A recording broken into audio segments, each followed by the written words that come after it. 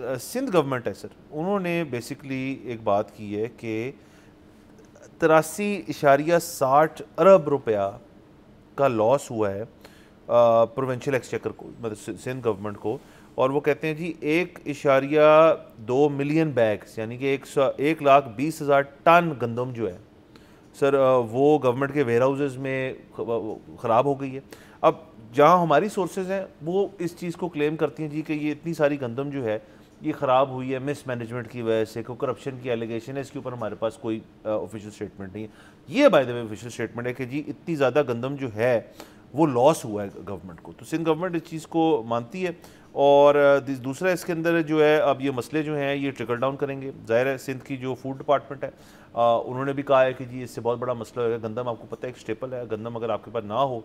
ضائع ہو جائے یا خراب ہو جائے تو وہ اس کی یوزیبلٹی جو ہے وہ مطلب اس کو ریوائیو کوئی نہیں کر سکتا اس کو، تو یہ گندم سے اتنی ساری ضائع ہوئی ہے اور اس نے سندھ گورنمنٹ نے خود اس چیز کو تسلیم کی، اور اس کے جو نقصان ہوا ہے، مالی نقصان ہوا ہے وہ اربوں میں 83 ارب روپیہ وہ ہے۔ تو اب اس کے اوپر مزید کلیئرٹی کی ضرورت ہے کہ یہ کیسے ہو گیا کہ اتنی زیادہ گندم جو ہے وہ ضائع ہو گئی۔ اس کے اوپر کوئی انکوائری ہونی چاہیے، اس کے اوپر کوئی آؤٹریج ہونا چاہیے، اس کے اوپر کسی قسم کے سندھ گورنمنٹ کا یہ بتا دینا صرف کہ یہ ہوا ہے میرے خیال میں ناکافی ہے، اس کے اوپر مزید کلیئرٹی کی ضرورت ہے۔ جی سر، اب اس پہ جو ہے نا جیسے آپ نے کہا کہ کافی ساری مختلف آراء ہیں،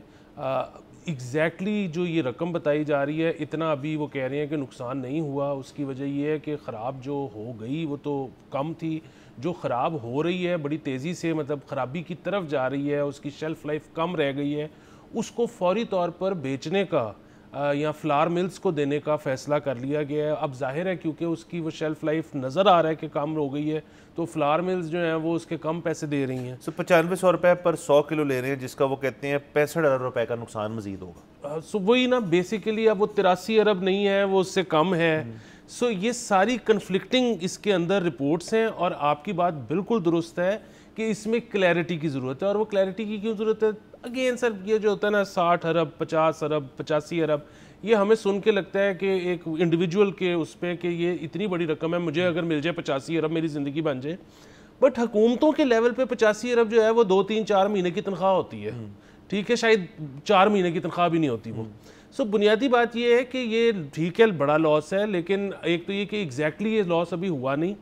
ہاں ایک تو ہونے کو جا رہا ہے، کچھ نہ کچھ ضرور ہوا ہے، آئندہ نہ ہو اس کو روکنے کا کیا طریقہ ہے۔ سو یہ جب تک کلیئرٹی آئے گی نہیں، عوام کو پتہ نہیں لگے گا، حکومت ٹرانسپیرنٹ نہیں ہوگی، تو دوبارہ بھی کوئی ایسے جو ہے نا اقدامات نہیں کیے جا سکیں گے کہ یہ نقصان دوبارہ کبھی نہ ہو سکے۔ ہاں سر، وہ میں سر کلیریفائی کر دوں کہ سر جو 83 ارب ہے وہ تو ہے جو لاس ہو چکا ہے، یہ جو 65 اس کے اوپر ہے، یہ جو سیل کم کریں گے آپ، مطلب جو ویلیو ملنی تھی اس کا، تو سر اصل میں تو 148 ارب کی بات ہو رہی ہے سر، تو یہ کافی فکر، اس لیے میں کہہ رہا ہوں کہ اس کے اوپر کلیئرٹی ہونی چاہیے، سندھ گورنمنٹ کا مزید اس کے اوپر آنا چاہیے کیا ہو رہا ہے کیا نہیں ہو رہا، کیونکہ جو باقی گورنمنٹس ہے پھر دیکھیں ویٹ جو ہے نا پھر ایک صوبائی ایشو ہے